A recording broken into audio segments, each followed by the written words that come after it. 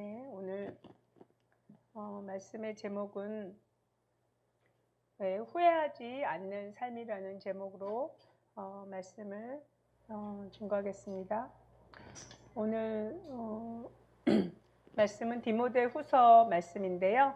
먼저 같이 말씀을 주제절은 사도행전 21장 4절, 사도행전 21장 10절부터 14절, 그 다음에 디모데후서 4장 6절에서 8절이에요. 우리 사도행전 21장 4절 말씀 같이 좀 길긴 하지만 쭉 연이어서 같이 읽겠습니다. 시작. 우리는 두로에서 제자들을 찾아서 만나고 거기서 이레를 머물렀다. 그런데 그들은 성령의 지시를 받아서 바울에게 예루살렘에 올라가지 말라고 간곡히 말하였다. 그 다음 사도행전 21장 10절에서 14절 말씀이요. 시작. 우리가 여러 날 머물러 있는 동안에 아가보라는 예언자가 유대에서 내려와 우리에게 와서 바울의 허리띠를 가져다가 자기 손과 발을 묶고서 말하였다. 유대 사람이 예루살렘에서 이 허리띠 임자를 이와 같이 묶어서 이방 사람의 손에 넘겨줄 것이라고 성령이 말씀하십니다. 이 말을 듣고 그곳 사람들과 함께 우리는 바울에게 예루살렘으로 올라가지 말라고 간곡히 만류하였다. 그때 바울이 대답하였다. 왜들 이렇게 울면서 내 마음을 아프게 하십니까? 나는 주 예수의 이름을 위해서 예루살렘에서 결방을 당할 것뿐만 아니라 죽을 것까지도 각오하고 있습니다. 바울이 우리의 만류를 받아들이지 않으므로 우리는 주님의 뜻이 이루어지기를 빕니다. 하고는 더 말하지 않았다. 자, 그 다음에 디모데후서 4장 6절에서 8절이에요. 시작. 나는 이미 부어드리는 제물로 피를 흘릴 때가 되었고 세상을 떠날 때가 되었습니다. 나는 선한 싸움을 다 싸우고 달려갈 길을 마치고 믿음을 지켰습니다. 이제는 나를 위하여 의의 면류관이 마련되어 있으므로 의로운 재판장이신 주님께서 그날에 그것을 나에게 주실 것이며 나에게만이 아니라 주님께서 나타나시기를 사모하는 모든 사람에게도 주실 것입니다. 아멘. 사도행전에서 이제 읽었던 그 말씀들하고 이제 바울의 이제 마음 상태를 알 수 있죠. 그리고 이제 마지막 디모데 후서에 있는 말씀까지 쭉 우리가 읽어봤어요. 저는 그 50세 넘어가면서부터 나타난 증상인데요. 제 나이를 정확하게 몰라요. 저와 같은 사람들이 종종 있으시나요? 사람들이 나이를 물어보면 저는 몇 년생인데요? 그냥 이렇게 말을 해요. 그러면 그들이 알아서 스스로 계산하도록. 그러면 금방 어떤 분들은 늘 세시는지 말띠시군요. 뭐 이렇게 얘기를 하세요. 그래서 오늘도 제가 설교 준비를 하면서 제 나이가 궁금하더라고요. 그게 왜 그랬냐면 내가 살아갈 날이 더 많이 남았나? 살아온 날이 더 긴가? 이걸 계산해 보려고 해봤어요. 제가 요즘 100세 시대잖아요. 100세 시대를 따져보니까 제가 딱 만으로 55세더라고요. 네이버에 쳤더니 요즘 네이버에 정말 별게 다 나와요. 내가 몇 년생 하고 쳤더니 그 다음에 내 나이, 그 다음에 내 띠, 그 다음에 내 나이 때 할 수 있는 뭐 무슨 구급 공무원 시험을 볼 수 있는 자격이 있다나? 하여튼 뭐 그런 것도 막 나와요. 그래서 참 이렇게도 나오는구나. 이제 그리고 이제 청소년 열람이 가능한 영화를 볼 수 있습니다. 뭐 이런 것도 나오더라고요. 근데 살아갈 날이 100세로 잡으면 더 적어요. 살아온 날이 더 길어요. 바울의 생애를 이렇게 좀 돌아보면서 바울의 삶과 이제 저의 삶을 이제 비교하게 돼요. 여러분 누구나 마찬가지일 거예요. 성경의 인물들을 이렇게 볼 때 그 인물들의 그들의 생애, 그들의 삶과 여러분의 삶을 같이 이렇게 저울질해서 보시면 재미가 있어요. 내가 지금 나의 어떤 실수는 지금 이 성경의 주인공의 이시수하고 비슷한 거구나. 나의 이 단계는 성경의 이 인물의 이 단계랑 비슷하구나. 뭐 이렇게. 왜냐하면 성경은 굉장히 많은 사람들이 아주 솔직하고 진솔하게 그 인생을 살아온 이야기가 다 담겨 있거든요. 그래서 모든 경우의 수가 거의 다 들어가 있지 않을까 할 정도로 참 많은 이제 이야기가 있어요. 저는 2주에 한 번 돌아오는 설교 시간이 꽤 많이 부담스럽습니다. 한편으로는 저보다 더 잘하시는 목사님들한테 기회를 드려야 되지 않을까? 뭐 이런 생각도 종종 하기도 하고, 또 한편으로는 그래도 나를 통해서 주님께서 주시려는 말씀이 있을 거야. 내가 잘 전달해야지. 이제 그런 마음도 있고. 그래서 실은 매 주마다 약간 특히 직전에 갈등이 있어요. 오늘 아침에도 조 목사님하고 밥 먹으면서 오늘 당신이 하실래요? 이런 말을 막 하고 그랬어요. 그래서 막 마음에 갈등이 막 생겨요. 이제 그럼에도 불구하고 오늘 이 자리에 섰습니다. 설교를 한다는 것이 참 두렵고 떨리는 일이더라고요. 설교자에 대해서 더 많이 말씀을 아는 자에게 더 많은 것을 요구하시고 찾으시는 하나님의 그 원리를 알기 때문에 그래요. 그래서 더 조심하고 더 두렵고 떨리는 마음으로 잘 준비하고 또 기도하면서 전해야겠다 이런 생각이 갈수록 좀 많이 들게 됩니다. 제가 간절히 바라는 것이 있다면 거짓 목사라 그럴까? 즉 그 설교는 번지르르하게 하면서 삶은 영 설교에 못 미치는 그러한 거짓 목사, 그런 거짓 목사가 되지 않기를 아주 간절히 기도합니다. 이제 초창기니까 제가 얼마만큼 설교할 수 있을지 모르겠지만 삶으로 잘 살아낼 수 있는 그런 목사가 될 수 있도록 기도를 해주시기 바랍니다. 예, 이 세상에 참 살면서 특히 요즘같이 정말 약간 그러니까 우리가 살아오면서 이런 시대를 한 번도 못 겪은 새로운 시대를 지금 살고 있어요. 막 전 세계의 경제적 물론 우리나라가 다른 나라에 비해서 빠르게 이렇게 경제 발전을 이루어 왔기 때문에 우리가 굉장히 좋은 시절을 살아왔었기 때문에 그렇게 느껴지기도 하지만 어찌됐건 전염병과 또 나온 또 백신도 부작용도 많고 거기다가 우리나라에서는 해방 이후로 처음으로 사회주의를 표방하는 진보를 표방하는 정부 밑에서 여러 혼란을 좀 겪고 있고 한 번도 안 살아본 시대를 살고 있거든요. 또 우리가 앞으로 살아갈 시대가 어떤 시대인지 잘 모르겠어요. 굉장히 많은 전망들이 나오지만 굉장히 혼란스럽고 또 많이 뭘 알아야 될 것 같고 또 뭔가 정보는 굉장히 넘쳐나는데 또 그 정보 중에서 딱히 또 이렇게 실제적인 유익이 될 만한 정보는 없는 것 같고 또 많은 관심사를 유발하는 많은 것들이 공중부양처럼 막 돌아다니는데 그것을 다 쫓아다니기에는 시간도 없고 또 시간도 아깝고 그런 혼란의 시대에 살고 있어요. 근데 오늘 이 본문 말씀을 보면 이 바울의 이 태도가 특히 이제 이 본문 말씀의 앞에 부분을 보면 사도행전 21장 4절에 보면 바울이 그 두로에서 그 제자들인데 그 제자들 중에 한 사람이 그들이 여러 사람인 거예요. 여러 사람이 뭐라고 얘기하냐면 성령의 지시를 받아. 그러니까 하나님께서 이렇게 말씀하십니다. 이런 얘기죠.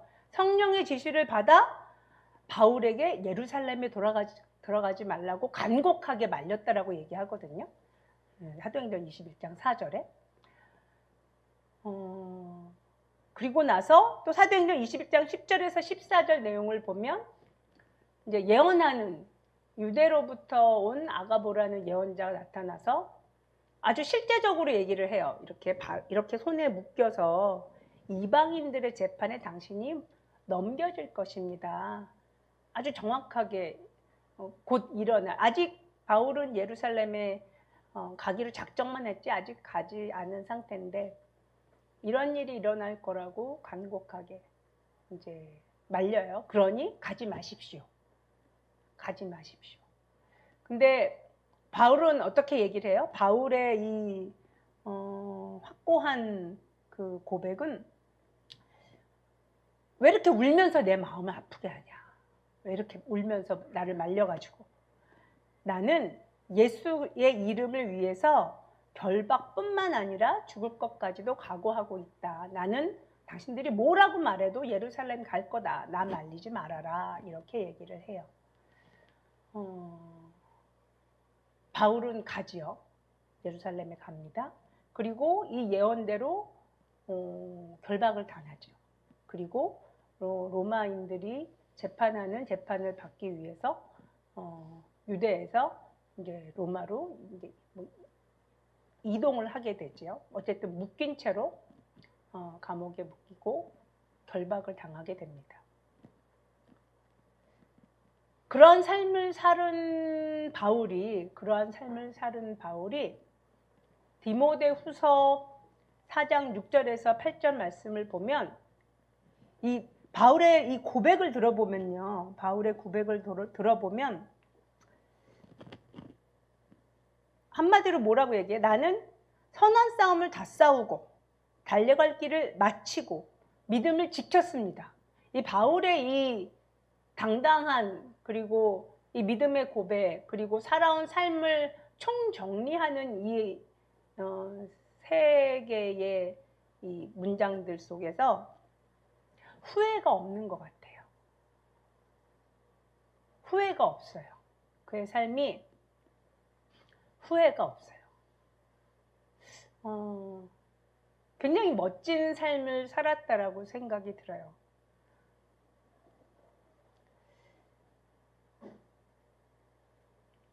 그가 죽기를 각오하고 예루살렘을 향해 갔고 그리고 많은 이에게 특히 예루살렘 사람들 앞에서 공중이란 말은 뭐냐면 이제 재판석에서 여러 사람이 있는 앞에서 예수 그리스도를 증거하고 근데 이 바울이 그 예수 그리스도를 증거할 때 일부 유대인들은 예수 그리스도의 복음을 받아들이지만 많은 유대인들은 예수 그리스도를 받아들이지 않을 뿐만 아니라 바울의 그 신앙 고백을 즉 다메섹 도상에서 길거리에서 예수님을 만난 그 사실 자체를 믿지 않아요. 그래서 바울을 죽이려고 하죠.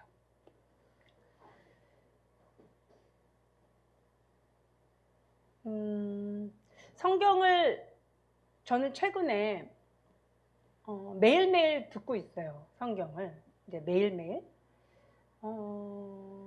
전에 지난주에 제가 그 성경을 이렇게 귀에 꽂고 자면서 한 몇 주 정도 들었잖아요. 근데 몇 주간 들었더니 제가 얘기했나 모르겠는데 잠을 깊이 못 자더라고요. 잠을 깊이 못 자. 계속 성경 말소리가 들어가고 새벽에 약간 이렇게 선잠 잘 때 있잖아요. 잠이 이렇게 얇아지는. 그때도 들리긴 하는데 근데 그리고 아침에 일어나면 분명히 잘 잔 것 같은데 눈이 점점 들어가고 사람들이 저보고 어디 아프세요? 잠을 못 자세요? 막 이렇게 막 물어보세요. 그래서 그걸 몇 주 하니까 안 되겠다. 잠은 좀 자야겠다 그런 생각이 들어서 지금은 잠잘 때는 꽂지 않는데 가능한 한 저는 이제 혼자서 일하는 시간이 많거든요, 사무실에서. 그래서 가능한 한 혼자 있는 시간에는 이제 성경을 계속 듣고 또 이렇게 하여튼 기도하기도 하고 찬양하기도 하고 하는데 많은 시간을 이제 듣는 데 할애를 합니다. 성경 계속 듣고 있는데 제가 성경을 듣는 이유에 대해서 한번 얘기해 보려고 합니다. 다음 거 넘겨주시면, 예, 첫 번째 한번 1번 읽어볼게요. 시작. 믿음은 들음에서 나기 때문입니다. 로마서 10장 17절 한번 읽어볼게요. 시작. 그러므로 믿음은 들음에서 나며 들음은 그리스도의 말씀으로 말미암았느니라. 아멘. 이 성경을 보는 법, 성경을 보는 관점, 단순하게 두 가지가 있어요. 그게 뭐냐면 하나는 그냥 글자 그대로 믿는 것. 첫 번째, 글자 그대로. 두 번째는 뭐냐면 그 문장 속에서 말씀하시는 하나님의 의도, 하나님께서 왜 이런 말씀을 하시는지 하나님의 의도를 알아채고자 보는 관점이 있어요. 그러니까 두 가지거든요. 근데 두 가지 다 중요해요. 성경을 말씀 그대로 그냥 이렇게 말 그대로 말씀을 먹는 것처럼 그 말씀을 단순하게 순종하는 그 성경을 듣기의 중요성은 그냥 첫 번째 관점에서 그대로 하는 거예요. 즉 믿음은 뭐에서 난다고요? 들음에서. 그러니까 우리가 듣는 우리의 실은 모든 게 다 중요해요. 듣는 거, 보는 거, 먹는 거, 우리의 오감을 경험하게 하는 그 모든 것들이 다 중요해요. 왜냐하면 그것에 의해서 우리가 영향을 받기 때문에 그렇거든요. 전에는 제가 그 성경을 이렇게 많이 듣기 전에 이 말씀을 읽었을 때는 어떻게 생각을 했냐면 성경을 그러니까 말씀을 전도자가 복음을 전하기, 예수 그리스도를 전하기 위해서 전하는 말, 그렇죠? 복음 전하는 거 있잖아요. 그 복음을 전하는 것을 듣는 것을 통해서 예수 그리스도를 영접하게 되니까 그러니까 듣는 게 중요하다. 그냥 이렇게 말씀을 있는 그대로 받아들이는 것이 아니라 그냥 듣는다고 생각하는 것이 아니라 전도자가 그리스도를 전하는 거가 중요하지. 이렇게 문장을 이해를 했어요. 근데 이 말씀을 여러 번 반복해서 들으면 특히 저는 제가 이렇게 여러 번 듣다 신약을 몇 번을 반복해서 듣다 보니까 제일 좋은 게 요한복음이더라고요. 요한복음이 굉장히 매력이 있어요. 요한복음을 그래서 요새 그냥 이렇게 하다 보면 자기가 좋아하는 게 막 생기잖아요. 그럼 요한복음만 계속 이렇게 반복해서 좀 듣고 있기는 해요. 근데 그리고 이제 이 사도행전에서부터 이 계시록까지 쭉 들으면요, 어떤 게 좀 보여요. 보이기도 하고 들리기도 하고 느껴지기도 하고 막 그래요. 이 성경 말씀들이 혹은 어떤 예수님께서 무슨 상황에서 이렇게 말씀하셨고 또 제자들이 어떤 교회 상황 가운데서 이런 편지를 썼구나, 뭐 이런 내용들이 막 이렇게 살아서 움직이는 것처럼 들어와요. 그래서 이 말씀을 듣는 것을 추천합니다. 그리고 굉장히 이제 신기한 혹은 재밌는 것은 신기하고 재미있는 것은 이 시리를 꺼야 되는데 어떻게 끄는지 몰라가지고 다음 주에는 꼭 끄겠습니다. 우리가 그러니까 다른 분주한 생각과 세상의 생각과 뭐 어떤 드라마라든가 뭐 가족 관계 걱정이라든가 어떤 세상의 여러 가지 일로 마음이 이렇게 영적으로 깨어있지 못할 때가 되게 많잖아요. 뭐 어떤 일에 근심 걱정하고 또 어떤 일을 해야 되고, 즉 내가 어떤 상황에서 예를 들어서 내가 아침 뭐 6시부터 7시까지 기도하기로 작정을 했는데 정작 6시가 됐는데 기도하고 싶은 마음이 없는 거예요. 그러는 순간들이 되게 많아요. 그러니까 나는 작정해서 어떤 때 어떤 영적인 일을 하리라 하고 작정하지만 내 마음이 거길 못 쫓아가는 거예요. 근데 그럴 때 성경 말씀을 들으면 그러한 이렇게 영적인 활동, 즉 내 영에 유익한 활동을 하기 싫어하는 그 마음이 사라져요. 굉장히 신기해요. 그러니까 말씀을 들으면, 그리고 거기에 그 말씀을 들으면서 내가 그 말씀에 이렇게 깊이 집중하면 어떤 정말 믿음이 생겨요. 제가 그걸 많이 경험을 하고 있거든요. 믿음이 생기면서 이게 이거구나. 이게 많이 들으면 믿음이 저절로 생기는 거구나. 막 이렇게 막 이렇게 손뼉을 치면서 놀랄 만큼 아주 신기한 힘이 있어요. 그래서 제일 좋은 건 여러분이 직접 성경을 낭독하는 게 제일 좋아요. 저도 성경 낭독을 자주 하는데 성경을 낭독하고 저는 찬송가도 자주 이렇게 읽어요. 찬송가 가사를 이렇게 읽는 것도 유익하고 유익하고요. 그 다음에 읽을 수 없는 환경일 때는 듣는 게 굉장히 유익해요. 그냥 듣기만 해도. 그래서 하나님의 말씀대로 믿음이 자라나가는 우리 서진 성도님들 되기 원합니다. 두 번째는 뭐냐면 성경 말씀 듣는 이유는 재미가 있어요. 재미가 있습니다. 저는 이제 제 스스로 생각하기에 실증을 굉장히 잘 내요. 굉장히 실증을 잘 내고 지루한 결을 못 견디는 성격이에요. 그러니까 한시도 가만히 안 있는 편이에요. 항상 이렇게 뭔가를 이렇게 집중하고 있거나 그에 비해서 제 남편하고는 아주 다르죠. 목사님은 이렇게 의자에 이렇게 하고서 가만히 1시간, 2시간, 3시간도 가만히 있어요. 저는 있을 수 없는 일이에요.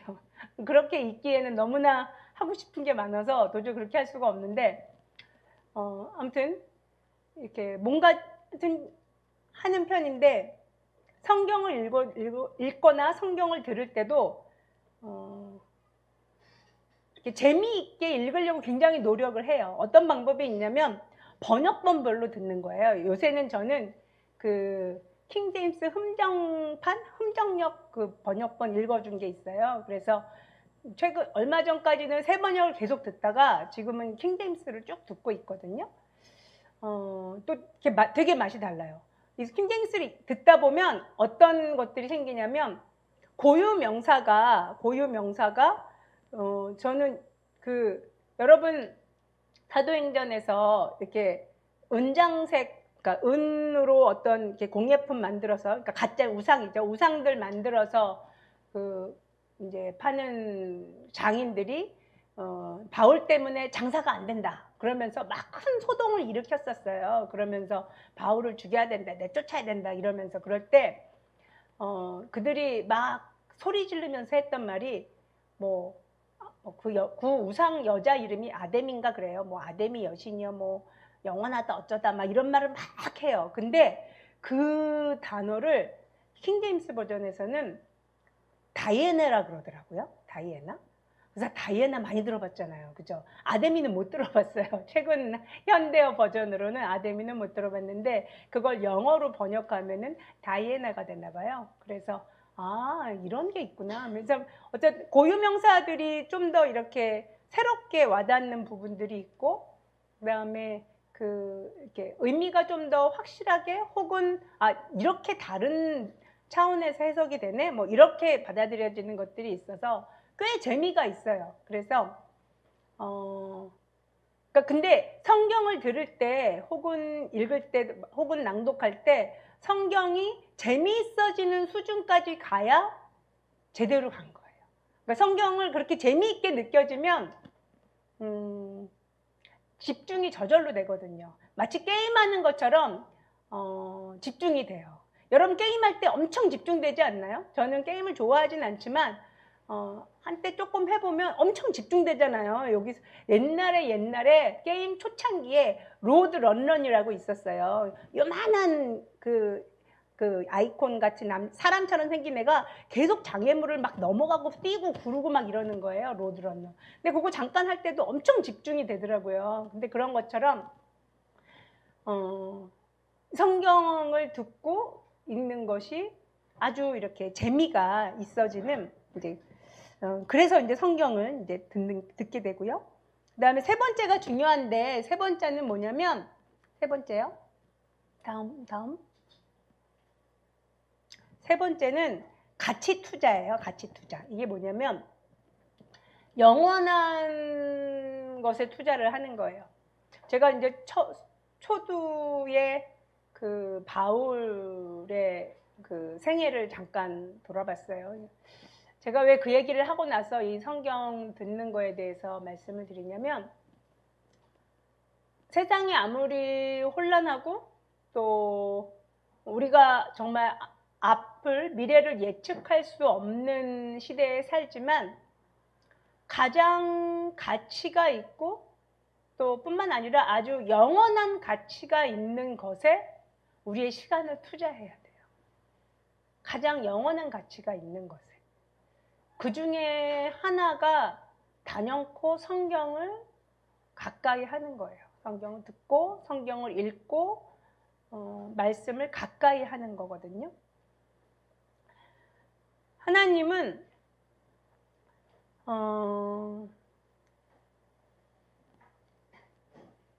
우리 한 사람 한 사람을 정결하고 거룩하게 빚어가시기를 원하세요.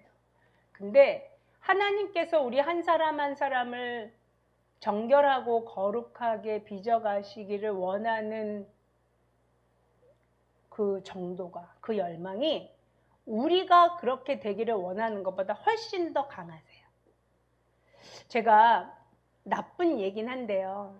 제 아들이 한 중학교 때인가? 초등학교 고학년 무렵인가? 아무튼 그때 제가 아들한테 그런 얘기를 했어요. 요한아, 나는 네가 어떻게 되든지 간에 공부를 잘하게 될 거야. 왜냐하면 그게 신앙적으로 어떤 중요한 네 학생의 본분에서 성실하게 해야 할 굉장히 중요한 부분이라서. 근데 네가 억지로 잘하는 방법도 있고 자원해서 잘하는 방법도 있어. 나는 어떻게 하든지 그렇게 만들 건데 네가 잘 선택을 하도록 해. 이런 말을 제가 평상시에 했어요. 저는 아주 단호한 의지가 있었어요. 무슨 수단과 방법을 가리지 않고 얘가 이렇게 잘 할 수 있도록 이제 돕겠다. 뭐 이런 의지가 있었던 거죠.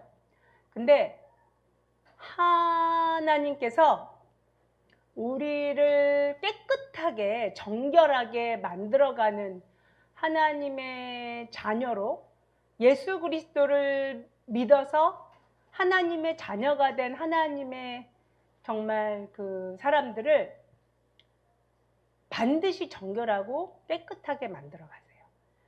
이게 하나님의 그 열망이 아주 강하세요. 그래서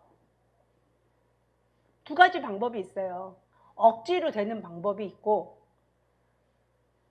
자원해서 되는 방법이 있어요.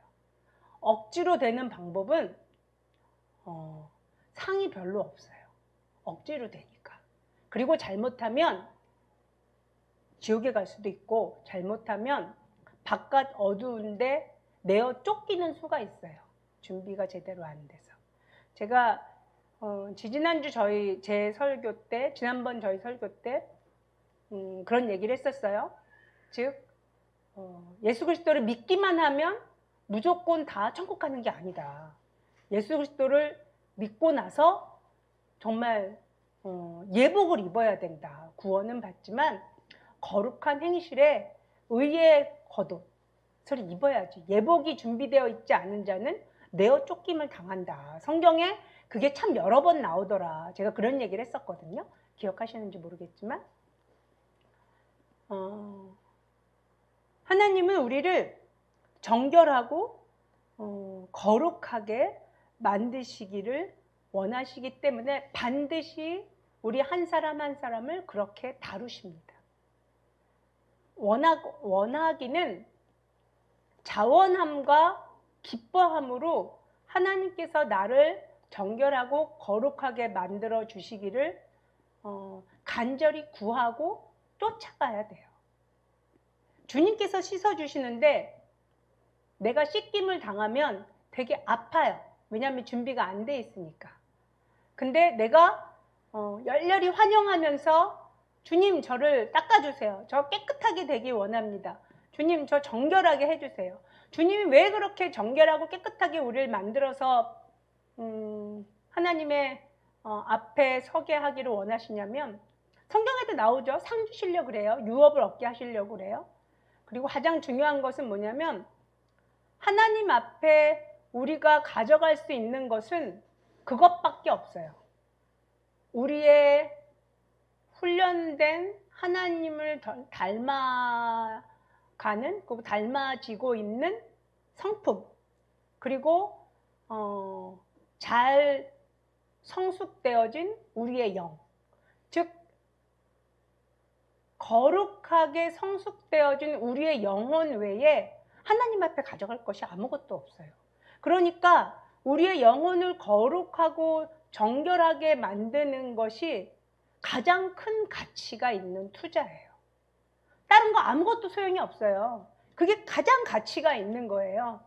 여러분 주변에 여러분을 들들들 볶는 가시 같은 사람이 있으면 그 사람 진짜 귀한 사람이에요. 왜냐하면 날 정결하고 거룩하게 만들어주는데 크게 크게 도움이 되는 사람인 거거든요. 그런 사람이 아무도 없는 사람은 아무도 없을걸요. 주변에 항상 가시 같은 사람들이 꽤 많을 거예요. 가는 곳곳마다 있을 거예요. 그건 왜 그래요? 나를 위해서 존재하는 거예요. 하나님께서 나를 더 정결하고 더 깨끗하게 만들어 주시기 위해서. 그러니까 이 영원한 가치가 있는 것에 투자를 해야 되거든요. 그래서 성경을 저는 듣고 읽고 봅니다. 매일매일 성실하게 말씀을 읽거나 말씀을 듣거나 하기 전에 아침을 먹지 않아요. 절대. 꼭 아침에 일어나자마자 말씀을 듣고, 물론 저는 요새 아침에 일어나자마자 말씀을 들으면서 강아지를 산책시킵니다. 강아지 2마리가 한 6시부터 방문을 박박박 긁어요. 심지어 새벽 5시부터 긁을 때도 있어요. 그러면 조 목사님이 한마디 하세요. 야, 조용히 해! 이렇게 한마디 얘기를 해요. 그러면 또 조용히 있다가 그래도 좀 있으면 또 이렇게 박박 그럽니다. 그러면은 제가 벌떡 일어나서 옷 입고 이제 귀에다가 딱 꽂고 말씀을 들으면서 산책해주고 이제 오지요.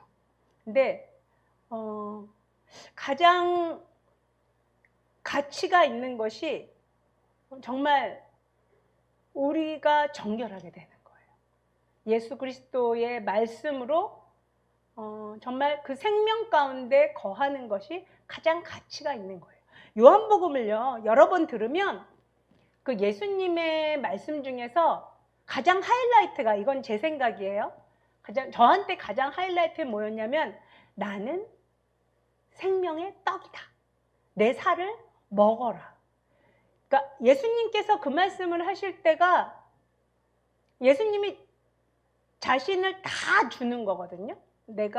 나를 먹어라 이렇게 말씀하시는 그 부분이 더 이상 더 쉽게 표현할 수가 없는 우리를 살리는 방법인 거예요. 그 외에 더 이상 예수님께서 더 쉽게 설명하실 수가 없었어요. 당신이 예수 그리스도께서 하나님께서 주시는 그 말씀을 이렇게 전하는데, 예수님이 항상 그러시거든요. 나는 내 말 하는 게 아니다. 내 안에 아버지 하나님께서 계셔서 그분이 말씀하시는 거고, 그분이 기적도 일으키시고 그분이 행하시는 거다. 나를 증거하시는 분은 내가 아니다. 아버지 하나님이시다. 예수님은 계속 요한복음에서 이렇게 말씀을 하시거든요. 그러니까 가장 가치 있는 것이 하나님의 말씀이에요. 우리가 24시간 동안에 내가 얼마나 어느 정도의 시간을, 그리고 중요한 게 집중해서 이 하나님의 말씀에 할애하고 있는지 좀 돌아봐야 돼요. 그리고 할애할 뿐만 아니라 가능한 한 많은 시간을, 그리고 내 귀에 들려지는 많은 부분들을 말씀에 집중을 하세요. 성경 말씀에 깊이 집중을 하면서도 뉴스도 볼 수 있고 신문도 볼 수도 있고 세상 일도 하는데 아무 지장 없어요. 성경 말씀만 24시간 다 들어서 내 머리가 터질 것 같아. 안 그렇더라고요. 열 몇 시간을 들어도 뭐 뉴스는 눈으로 한번 슉 보면 5분 10분이면 다 보죠. 요새 인터넷에 큰 헤드만 읽어도 5분도 안 걸리는데.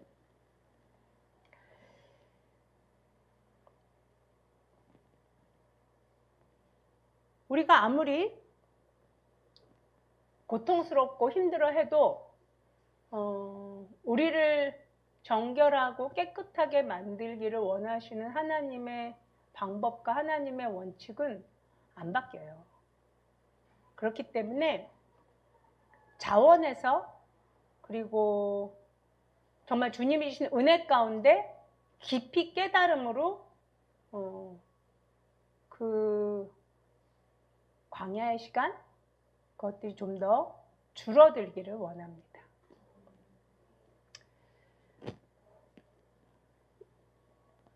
다시 한번 디모데후서 4장 6절에서 8절 한번 읽어볼게요. 네, 시작. 나는 이미 부어드리는 제물로 피를 흘릴 때가 되었고 세상을 떠날 때가 되었습니다. 나는 선한 싸움을 다 싸우고 달려갈 길을 마치고 믿음을 지켰습니다. 이제는 나를 위하여 의의 면류관이 마련되어 있으므로 의로운 재판장이신 주님께서 그날에 그것을 나에게 주실 것이며 나에게만이 아니라 주님께서 나타나시기를 사모하는 모든 사람에게도 주실 것입니다. 아멘. 이러한 고백을 매일매일 우리가 드릴 수 있게 되기를 원합니다. 저는 아침에 혹은 요새 이제 늘 주님께서 이제 저에게 주시는 말씀인데 뭐가 있냐면 너는 거룩하느냐, 너는 정결하느냐, 그리고 너는 나에게 집중하고 있느냐, 요 세 가지를 저한테 요구를 하셔요. 근데 이 세 가지를 제가 이렇게 묵상해 보면 저는 이 집중하는 데 문제가 많아요. 저는 꽤 산만해요. 참 산만해요. 그래서 주님께 요새 기도하고 있어요. 그리고 회개하고 있어요. 주님, 제가 참 산만합니다. 근데 이 세상이 산만하게 만듭니다. 이제 변명도 하면서 주님께 기도를 하는데, 제가 제 인생길을 이렇게 돌아보면 저는 복을 되게 많이 받았어요.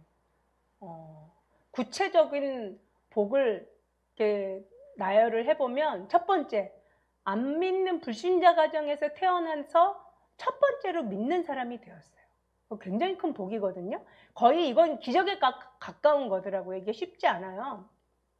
그 다음에 두 번째는 사모가 됐어요. 결혼을 잘해서 목사 사모가 됐어요. 저한테 큰 복이에요. 저는 신학교 다닐 때 그 주변에 여자 전도사님들이죠. 그 당시에 제 신학교 동기들 그렇게 저를 부러워하더라고요. 엄청 시샘해요. 그러니까 여자 전도사님들은 사모들을 그렇게 부러워하더라고요. 뭐가 안정됐다고 생각해서 그러는지 왜 부러워할까 이렇게 생각을 했는데 아무튼 큰 이제 복을 받았어요. 세 번째는 제가 가끔 설교하거나 간증할 때 그런 얘기를 자주 했지만, 저는 제가 철들고 나서 공부하기 시작해서 인생을 이렇게 살아야지 하면서 공부하거나 준비한 모든 것들이 된 게 한 개도 없어요. 많은 것들을 준비했지만 아무것도 안 됐어요. 학위도 많이 받고 논문도 무지하게 많이 쓰고 강의도 아주 많이 했지만 그쪽 길로 안 나갔죠.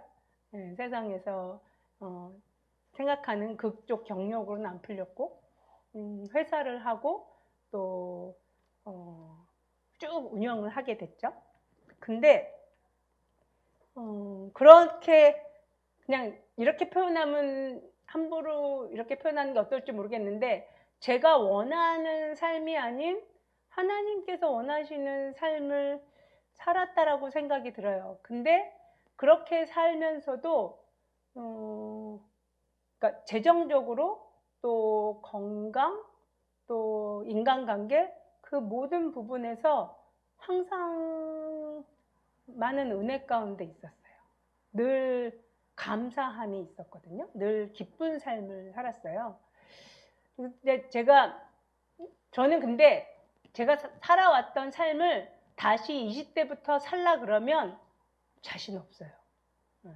굉장히 이렇게 치열한 삶을 살았어요. 매일매일을 전쟁 치르듯이 저 개인으로는 아주 치열한 삶을 살았어요. 다른 분들도 많은 분들이 그럴 거예요. 다들 치열하고 힘든 삶을 살았을 텐데, 근데 그런 삶을 살았어요. 근데 그럼에도 불구하고 이렇게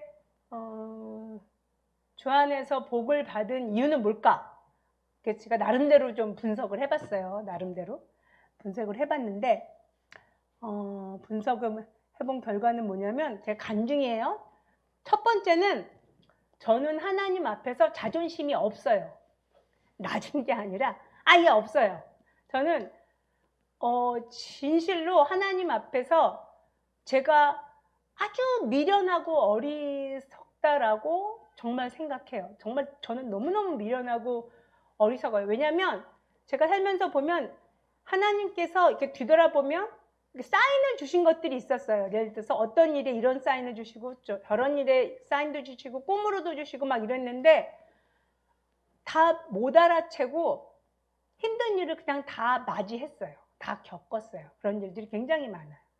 그래서 물론 조금 잘 깨어 있어서 잘 넘어간 적도, 물론 아주 힘들고 어려운 일에서는 돕는 분들을 붙여주셔서 잘 넘어왔지만 근데 그렇기 때문에 주님 저는 미련합니다. 주님 저는 정말 무지합니다. 그리고 저는 못됐습니다. 주님 저는 교만합니다. 하나님 앞에서 제 자신의 어떤 부분도 내세우지 않아요. 실제로 그렇게 생각해요. 실제로. 그래서 자존심이 없는 것과 두 번째는 뭐냐면 제 생각이 틀릴 수 있다. 그리고 하나님의 생각이 언제나 옳다. 이걸 이렇게 마음속에 잘 받아들여요. 그러다 보니까 어떤 게 있냐면 누군가가 제가 말하는 걸 이렇게 틀렸다. 당신 이렇게 하는 거 틀렸어. 잘못됐어. 이렇게 얘기했을 때 감정적으로는 물론 놀라기도 하고 약간 상하긴 하는데 화가 하나도 안 나요. 왜냐하면 하나님께서 그분을 통해서 주시는 저에게 주시는 말씀이라고 생각을 해요. 그래서 감사하죠. 그러니까 그러다 보니까 그로 말미암는 축복이 되게 많아요. 그로 말미암. 세 번째는 뭐냐면 이 세 번째가 제가 얘기하고 싶은 부분인데 영적으로 유익한 것을 가장 최우선순위에 둬요. 이게 예수 그리스도를 믿고 인격적으로 주님과 사귐을 시작한 이래로 하나님께서 살아계신다는 것을 안 순간 이후로 이게 가장 가치가 있다는 걸 알게 됐어요. 이게 가장 가치가 있어요. 그래서 결혼도 신학생하고 결혼을 했죠. 결혼할 때 이렇게 아무튼 어려움이 좀 있었어요. 근데 그래서 이 영적인 것에 가장 최우선순위가 있기 때문에 항상 되게 노력을 많이 해요. 엄청. 제가 최근에 집에 어떤 일이 있었냐면 남편이 이렇게 좀처럼 화를 많이 내지는 않는데 살짝 조금씩은 화를 내지만, 근데 어느 아침에 막 소리 지르면서, 아침에 깨자마자 제 방을 막 이렇게 제 방문 앞에서 엄청 소리 지르면서 막 화를 내는 거예요. 그래가지고 무슨 일이지 하고서는, 그때 저는 열심히 기도하고 있었거든요. 방언기도 랄랄라 막 기도하고 있다가 벌떡 일어나가지고 왜 그래 왜 무슨 문 열었더니, 이유가 뭐냐면 강아지가 2시간 정도를 계속 짖은 거예요. 근데 저는 제 방문을 탁 닫아놓고 한 2시간 정도를 열나 방언기도만 한 거예요. 나는 방언기도를 하니까 강아지가 왈왈 짖는 소리가 조그맣게 들렸어요. 그러니까 별로 신경을 안 썼어요. 근데 남편은 막 벼락벼락 화를 내면서, 어떻게 된 사람이 남편이 자고 있는데 강아지 떠드는 소리, 짖는 소리 그거 조용하게 하지도 않고 기도만 하는 거야 막 이러면서 이제 엄청 화를 냈어요.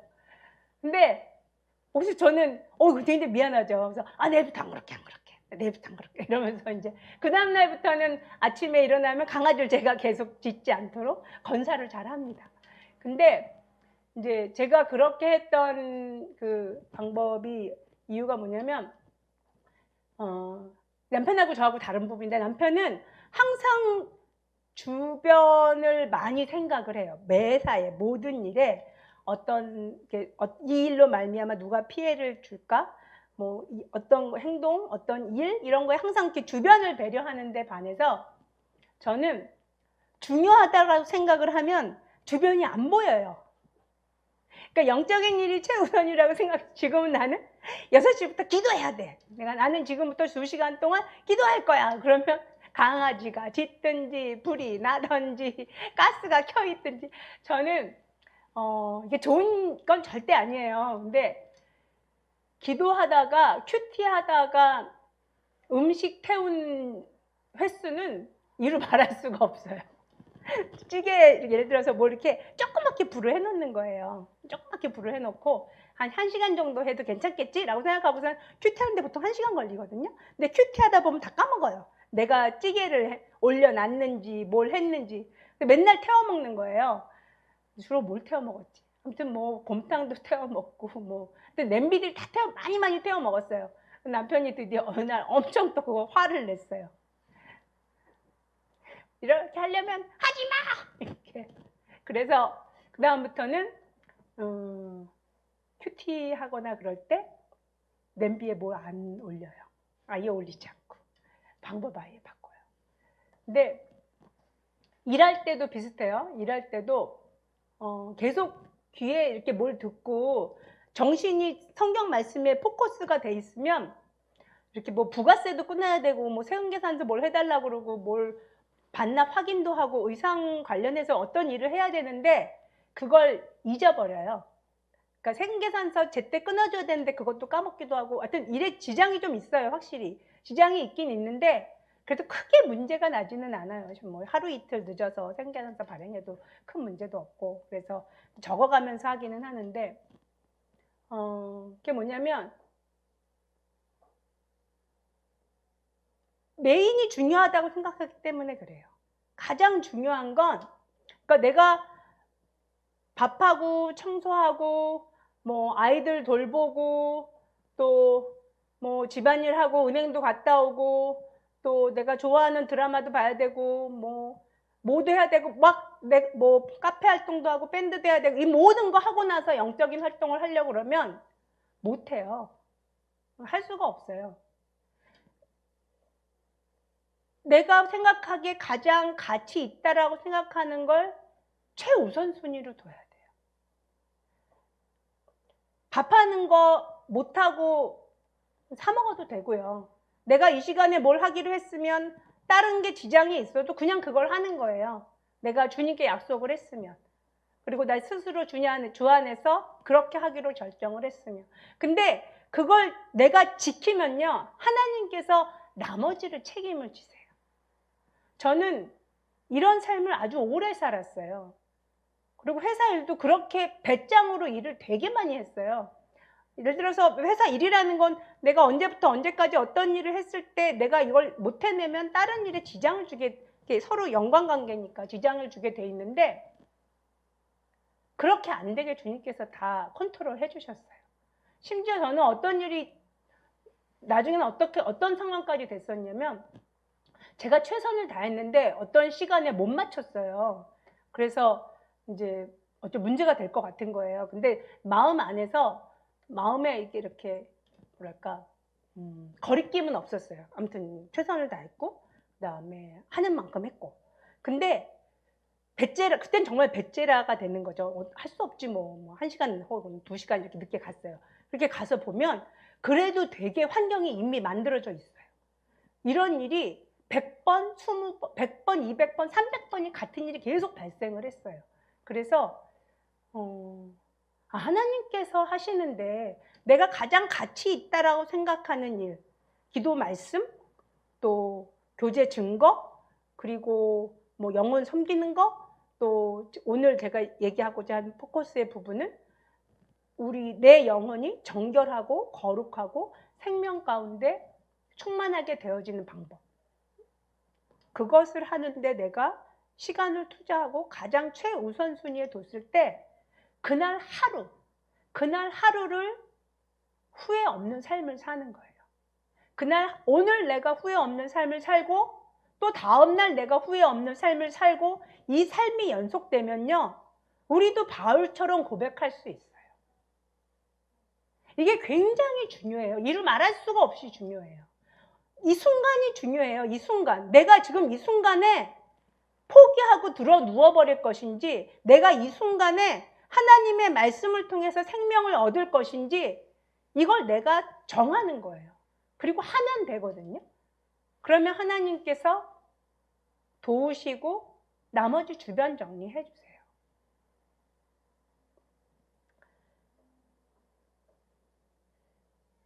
제가 최근에 강아지도 키우고 사무실에서 새도 키워요. 새도 키우는데 기도하고 강아지도 사고 기도하고 새도 사고 새를 샀는데 남편의 반응이 아주 기막혀 하더라고요. 조목사님 얼굴 안 보여. 아주 기막혀 하면서 혀를 끌끌끌 차시더라고요. 저는 입을 다물었죠. 아무 말도 안 했어요. 왜냐하면 그럴 줄 알고 있었으니까. 그래서 근데 중요한 건 새는 집에도 안 갖다 놔요. 이제 사무실에서만 새장 안에 이제 새가 있는 거거든요. 근데 새가 있으면 새가 막 이렇게 막 지저분해요. 주변에 뭐 막 그 조도 막 날리고 모이도 날리고 깃털도 날리고 막 그래요. 제가 카나리아를 과거에 한 10년 정도 키웠었거든요. 그래서 이제 덕분에 어떤 일이 생겼냐면 최근에 제가 사무실을 하루에 2번 이상 진공 청소기를 돌려요. 그동안 사무실에서 진공 청소기를 아마 회사가 27년쯤 됐는데 27년 동안 진공 청소기를 10번을 안 돌렸을 거예요. 제가. 물론 직원들도 있었지만 근데 요새는 혼자 있으니까도 그런데 하루에 2번 이상 돌려요. 눈에 보기만 하면 진공 청소기로 막 이렇게 해야 돼요. 그래야 깨끗하거든요. 덕분에 요새 바닥이 엄청 깨끗해요. 오기 전에도 한참 청소기로 돌리고 왔어요. 근데 아주 사소한 일 혹은 조금 더 중요한 일 어떤 일이든지 간에 주님하고 상의하고 결정해야 돼요. 주님한테 상의하고 이거 할까요 말까요? 뭘 할까요? 또 이걸 하면 제가 뭘 해야 되죠? 뭐든지.